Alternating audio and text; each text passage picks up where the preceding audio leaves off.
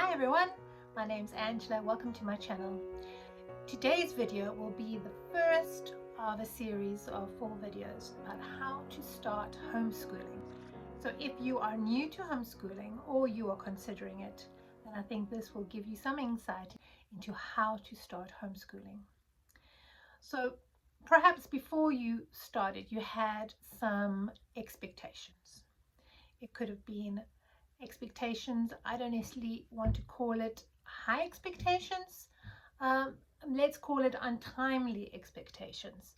Why I say so is because maybe you thought that homeschooling would just be this ideal situation where your kids will just love the sound of your voice or love just to sit and listen to you and listen to what you give them to do, and they will be waiting for your instructions and they'll just be so keen to learn everything. Perhaps you had expectations which are like really low or daunting, when you thought, my child doesn't listen to me anyway, how am I going to even homeschool? They're not going to listen to me, or they're never going to sit still, or I can't see how this is going to work with our lifestyle and with the routine, and I'm working. And so your expectations were really low. Does it ring a bell or really resonate with you, any of these things? Well, I want to explain that another scenario, not having expectations, but actually having boundaries. So let's talk about some boundaries. What do boundaries do? Boundaries can come closer to each other and can also widen, right? And when you start homeschooling with boundaries, it allows for flexibility.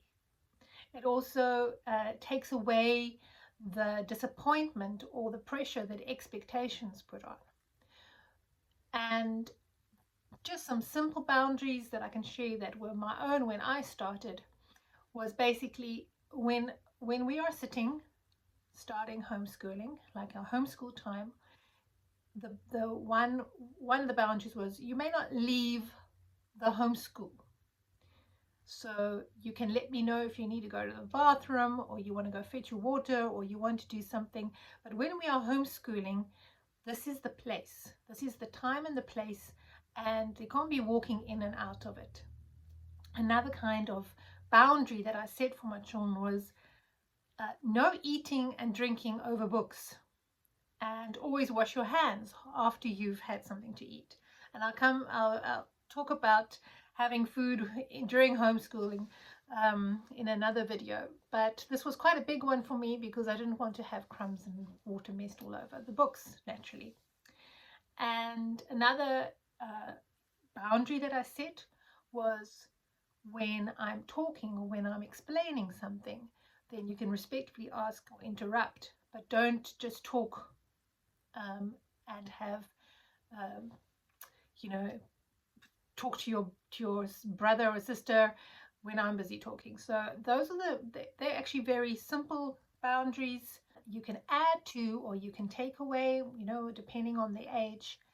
And what boundaries do, it allows for the creation of teamwork, because when you start homeschooling, you are not really the teacher in the traditional sense, where a teacher is in front of a class and is more authoritarian and the children need to listen and just do.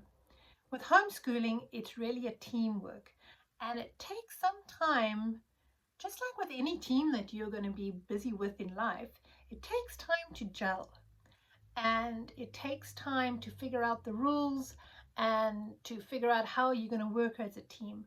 But if you want to do this in the long run, then having a teamwork ethic is very good for avoiding battles of wills and fights about work and learning, which never should be encouraged.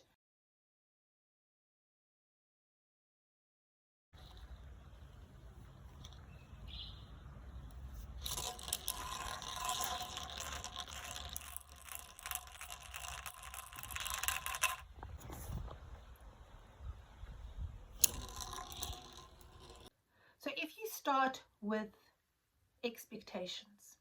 Think of it when you are having your hand on a hula hoop. If you're having your hand on a hula hoop, right, and you have got high expectations, then the pressure that you are putting down on this hoop is very hard. And so when you want to push it, it's too much and it falls to the ground. The pressure is just too much.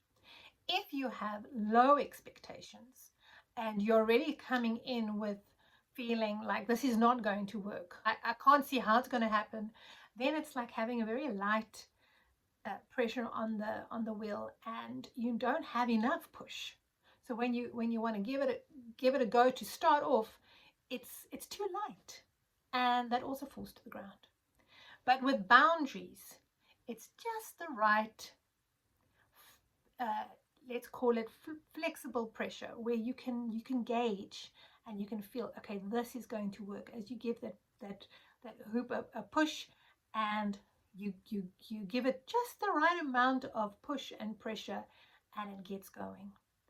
And your children will be able to feel more comfortable working within boundaries. They know, okay, these are the boundaries Mama has set, and this is what we need to work with, and you can be firm on this. I think it's important that although you might be new to homeschooling, just set 3 or 4 things that you know, this is what is going to work for me now, and for me to be able to start, this is what I need from you. The other thing about teamwork and about starting homeschooling is to have open communication and to always inform your children, what are we going to do? Like, say if you are busy working and you're having to juggle starting homeschooling and having your own business or doing things, then communicate. Let that be the boundary, and say, when I need to do my work, then you guys can play, or your child can play, or I want you to do this, but when it's time to work, then we need to get doing that. And that can be one kind of boundary. But as you might know, because you have spent so many years being a parent, that children need to be trained. It doesn't just come from the first word that you speak or the first time you mention it. You have to mention it. You have to keep enforcing something. Keep enforcing a boundary. And it's going to take a bit of effort and consistency, but just keep on, because it's important that this is what the parameters that homeschooling is going to involve, are these boundaries, and this is where we're going to play. Within that field, within these boundaries, there's lots of freedom. There's lots of, you give me your thoughts, I give you mine. There's lots of, you can even negotiate within the learning, but stay within those boundaries. And then you'll find that once they are set, it's easier to get the wheel turning. If you feel that this speaks to you, or that you've gained any insight into how to start homeschooling, please consider liking this video so that others can also benefit, and subscribing. If you have any questions that you'd like to ask, or that you're in a situation that you're coming across and you don't quite know how to go forward with starting homeschooling, please feel free to leave a comment, or you can click on the link Ask a Question in the description. So until next time, thank you for watching. See you.